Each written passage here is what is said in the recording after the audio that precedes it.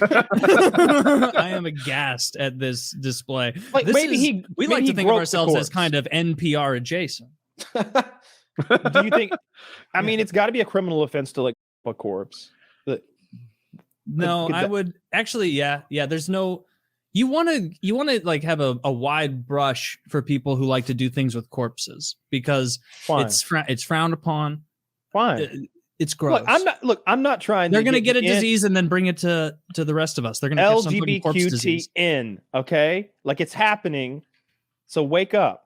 They're here. They're queer. They're coming for your kids.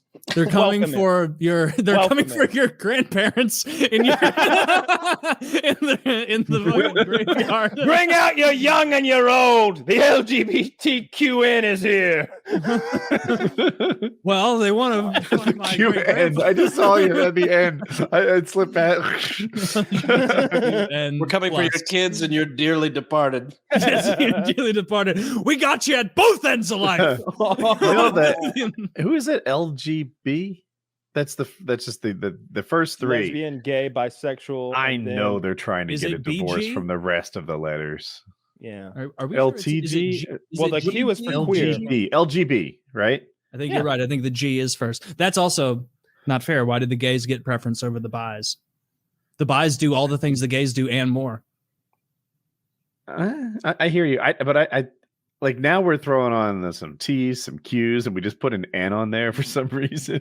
The necrophiles. LGB is going to want to get up. What it really comes down to is you cannot have an acronym with fucking 8 letters like that. Once you get past 4, it gets bad. Like the NAACP is only able to do it because they have 2 A's, and so it goes through. Like if it were the I actually have a W. I like where your head is, but I don't fully lined up.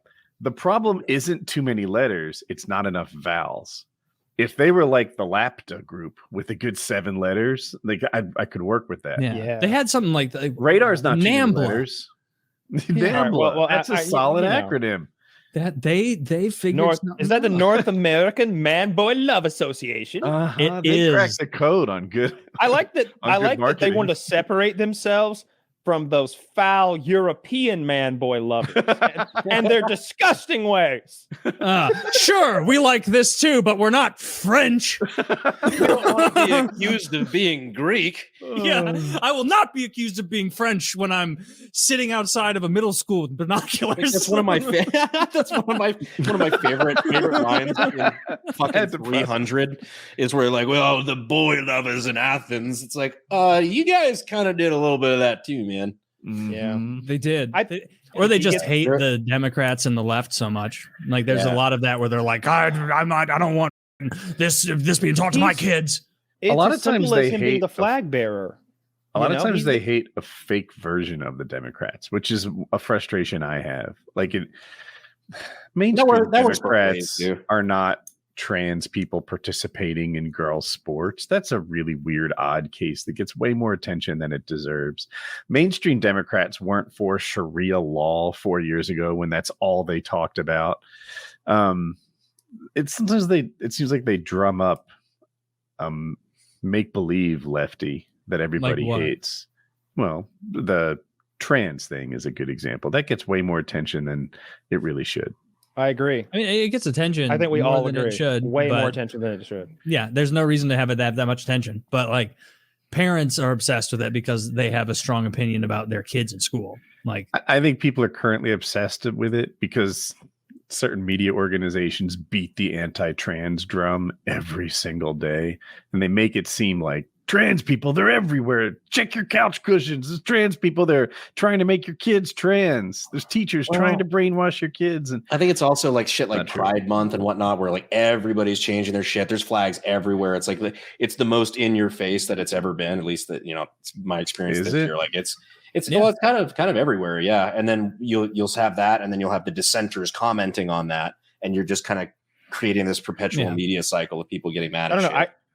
Like that wasn't a joke. That we're here, we're queer, we're coming for your children. That was literally at the Pride parade. Every time I see an image, it's naked men around children, and they're not just naked standing there. They're like twerking, or they've got like cock rings on, or they're selling. What was the one I saw? Oh, check your moles. These naked guys are standing there amongst the children. They're come on, get your moles checked. I don't think you're qualified, sir. No, it's like, you know what, dude, be gay if you want to be. Dude, I don't give a fuck. 2 consenting adults, do whatever the fuck you want to do. I don't care. But like, you start coming after kids like that, it's like, ooh, the wood chipper's getting real hungry. Even Republicans, I don't think hate gay people anymore. That's a little 15 years ago. It's really the trans people. Well, you're right, some do, but I think more mainstream is trans. I would say mainstream. Most of these people are like, we don't want this being taught to our kids. We don't want these conversations being had in secret with our children. Without us knowing about it. And it's known that like these school districts try to keep it under wraps. Like they don't promote this stuff. Like there's a reason, like you can see clips of like a frustrated parent going in and being like, show it on the projector, show what this book is. And they're like, no, we're not going to show it right now. It's like, you're showing it to our kids. You're reading this to our children and you're not showing it right now. Like, and that's so I empathize with parents who are like, yeah, you're trying to supersede my influence as a parent, and I'm not cool with that. Yeah, the state does not get to decide what my child, their gender. There's such a tricky balance, though, right? Like, for example, Florida's "Don't Say Gay" thing is now extended to 12th grade to 18-year-olds. Good. That's a little long to not cover like sexuality. They do cover sexuality. If any of those kids want to get into Harvard, they need to start cracking the books and stop worrying about the flags because the admissions just tightened up. Sex ed is supposed to be about STDs. Yeah, right. No, like that's what it's about. Condoms and STDs. You don't teach people how to give head and do shit like that in sex ed. That's for Male Monday. You teach them. Yeah, that's for Male Monday. You teach kids like here's a danger my childhood. There you go. And you don't teach kids this. Kids don't need to talk know about catching some strays. Well, maybe we need to.